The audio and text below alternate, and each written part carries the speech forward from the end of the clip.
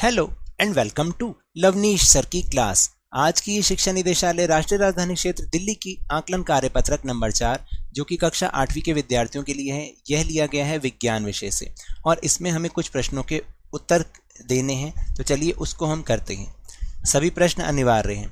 यहाँ पर पहले एक कुछ इन्फॉर्मेशन दे रखी है, फिर उस पर आधारित कुछ प्रश्न हैं। जैसे प्रश्न नंबर 1 है, कुछ धातुएं अधिक अभिक्रियाशील होती हैं, कुछ कम क्रियाशील होती हैं और कुछ धातुएं तो किसी भी से भी अभिक्रिया नहीं करती। अधिक अभिक्रियाशील धातु कम अभिक्रियाशील धातु को उसके जलीय विलयन में से विस्थापित कर सकती हैं, लेकिन कम अभिक्रियाशील धातु अधिक अभिक्रियाशील धातु को विस्थापित नहीं कर सकती हैं। अधिक अभिक्रियाशील धातु कम अभिक्रियाशील धातु को उसके जलीय विलयन में से विस्थापित करती हैं, तो उसे विस्थापन अभिक्रिया कहते हैं। तो चलिए अब हम प्रश्नों का उत्तर करते हैं। विस्थापन अभिक्रिया किसे कहते हैं? जब अधिक अभिक्रियाशील धातु कम अभिक्रियाशील धातु को उसके जलीय विलयन में से विस्थापित करती है तो उसे विस्थापन अभिक्रिया कहते हैं। फिर बी पार्ट है, लोहे की कील को कॉपर सल्फेट के विलयन में डालने पर होने वाले बदलाव का प्रेक्षण कीजिए। लिखिए। देखिए, जब लोहे की कील को कॉपर सल्फेट के विलयन में डाला जाता है तो लोहे की कील कॉपर सल्फेट के घोल से कॉपर को विस्थापित कर देती है, क्योंकि आयरन जो है यानी लोहा जो है वो कॉपर की तुलना में अधिक प्रतिक्रियाशील या अभिक्रियाशील होता है। फिर इसका सी पार्ट, जिंक लोहे से अधिक अभिक्रियाशील है। क्या होगा यदि हम जिंक की पत्ती को कॉपर सल्फेट के विलयन में डुबो दें? देखिए, कॉपर सल्फेट के विलयन में जिंक मिलाने पर कॉपर सल्फेट के विलयन का रंग बदल जाएगा। यह अपने विलयन में से कॉपर को विस्थापित कर देता है और जिंक सल्फेट का रंगहीन विलयन फिर बन जाता है। तो ये जो ब्लू टिक लगा रहा हूँ इसको कहीं पर लगाने की ज़रूरत नहीं, ये समझाने के लिए है। और जो हमारा चैनल बना है लवनीश सर की क्लास किस पे, टेलीग्राम ऐप पर, उसका लिंक आपको वीडियो के डिस्क्रिप्शन बॉक्स में मिल जाएगा। वहाँ से आप हमारे चैनल के साथ जुड़िए और सारे लिंक आपको एक साथ मिल जाएंगे। अब प्रश्न नंबर 2। फिर प्रश्न नंबर 2 है, एक शब्द में उत्तर दीजिए। धातुओं का वह गुण जिसकी वजह से धातुओं के तार खींचे जा सकते हैं उसको हम कहते हैं तन्यता।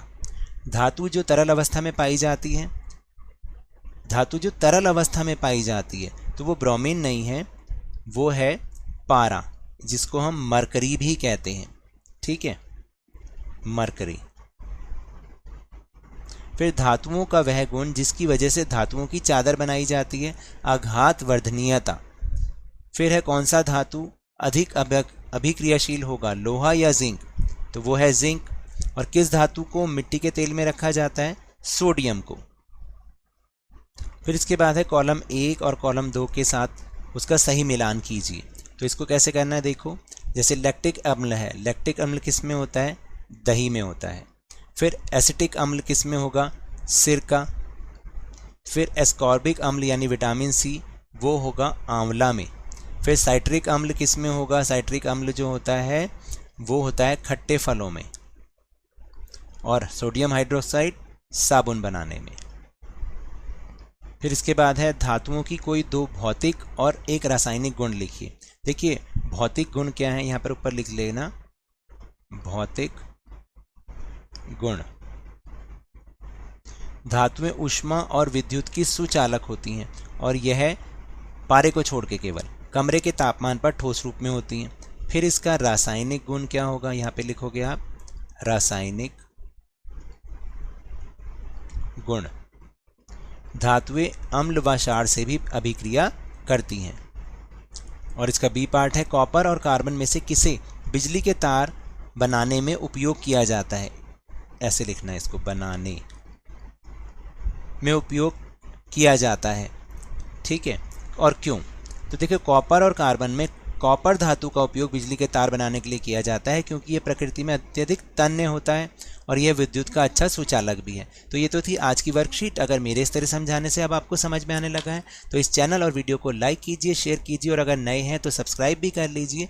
तो मिलते हैं अगले वीडियो में, तब तक के लिए